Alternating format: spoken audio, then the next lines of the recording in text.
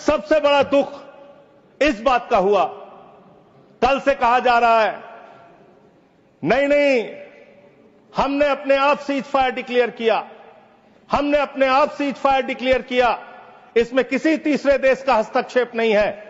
आजादी के बाद से लेकर आज तक भारत का स्टैंड एक ही रहा है, हम पाकिस्तान के मामले में किसी भी तीसरे देश की मध्यस्थता नहीं मानते। अगर उस बात के साथ किसी ने धोखा किया है, किसी ने विश्वासघात किया है, तो उसका नाम है भारत के प्रधानमंत्री नरेंद्र मोदी। मैं इस सदन के अंदर कहना चाहता हूं, आपने उस भावना के साथ विश्वासघात किया है।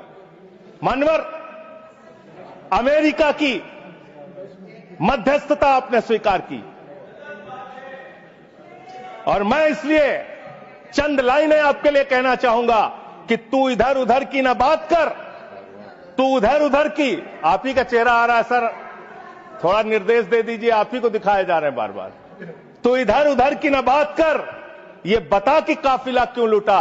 मुझे रहजनों से गिला तो है, लेकिन तेरी रहबरी पर सवाल है, आपकी रहबरी पर, आपके नेतृत्व पर सवाल है, और ये सवाल बार बार पूछा जाएगा, ये सवाल बार बार पूछा जाएगा। 10 मई को भारत, जो 144 करोड़ की आबादी का मुल्क है, भारत जो दुनिया का सबसे बड़ा लोकतंत्र है, भारत जो दुनिया की 5वीं बड़ी अर्थव्यवस्था है, उस भारत के मामले में सीज फायर का डिक्लेरेशन भारत की धरती से नहीं होता, अमेरिका की धरती से होता है। अमेरिका का राष्ट्रपति ट्रंप वो ट्वीट करके जानकारी देता है सीज फायर हो गया दोनों देश में, हो जाएगा। हमारी सेनाएं लड़ रही हैं, हमारी सेनाएं मैदान में हैं, और अमेरिका का राष्ट्रपति कह रहा है सीज फायर हो गया। क्या लिख रहा है वो अमेरिका का राष्ट्रपति? After a long night of talks mediated by United States, I am pleased to announce that India and Pakistan have agreed to a full and immediate ceasefire. Congratulations to both countries on using common sense and great intelligence. Thank you for attention to this matter. फिर उसके बाद उपराष्ट्रपति JD Vance, 10 मई को इनका tweet आता है, great work from president's team, specially Secretary Rubio, and my gratitude to the leaders of India and Pakistan for their hard work and willingness to engage in this ceasefire. अब जो secretary Rovio का, United state के secretary Rovio का जो tweet है, वो अगर मैं इस सदन में पढ़ दूंगा तो सरकार को बहुत शर्मिंदा होना पड़ेगा। इसलिए मैं आपको चाहता हूं कि इस पे जवाब दीजिए, जब जवाब दीजिएगा, और प्रधानमंत्री को जवाब देना चाहिए। ये 10 मई का ट्वीट है। मैं चाहूंगा सत्ता पक्ष विपक्ष पूरा सदन इसको सुने। Over the past 48 hours, vice president Vance and I have engaged with the senior Indian and Pakistani officials, including Prime Ministers Narendra Modi and Shehbaz Sharif, External Affairs Minister Subramaniam Jaishankar, Chief of Army Staff Asim Munir, and National Security Advisors Ajit Doval and Asim Malik.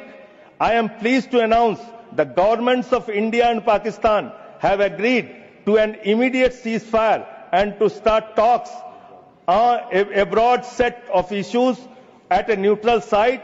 We commend Prime Ministers Modi and Sharif on their wisdom, prudence and statesmanship in choosing the path of peace. मान्यवर, मैं बड़ी विनम्रता पूर्वक इस सरकार से ये पूछना चाहता हूं कि ये सेक्रेटरी, यूनाइटेड स्टेट का सेक्रेटरी जो है रूबियो, वो कह रहा है 10 मई को कि पिछले 48 घंटे से प्रधानमंत्री नरेंद्र मोदी से, पाकिस्तान के प्रधानमंत्री शरीफ से, वहां के एडवाइजर आसिम मलिक से हम लोग बातचीत कर रहे थे। आसिम मलिक कौन है सर? आसिम मलिक कौन है? आसिम मलिक है आईएसआई का चीफ, जो पाकिस्तान के द्वारा प्रायोजित आतंकवाद का संरक्षक है। भारत की सरकार उससे बातचीत कर रही थी जब सेना लड़ रही थी। 8 मई को जब सेना लड़ रही थी, आप आईएसआई से बात कर रहे थे, आप आईएसआई से बात कर रहे थे।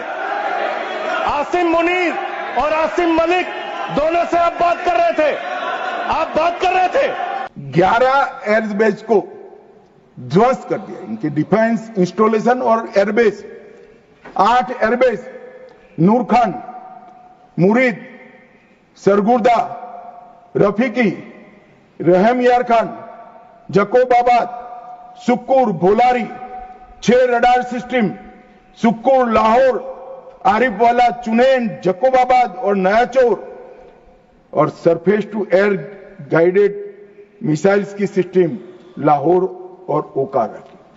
पाकिस्तान ने हमले के बाद मानव लड़ने की स्थिति में ही नहीं था। ये पूछ रहे हैं किसके कहने पर समाधान हुआ, किसके कहने पर समाधान हुआ? किसी के कहने पर समाधान नहीं हुआ। पाकिस्तान घुटनों के बल हमारे डीजीएमओ को फोन किया कि भाई बंद करो।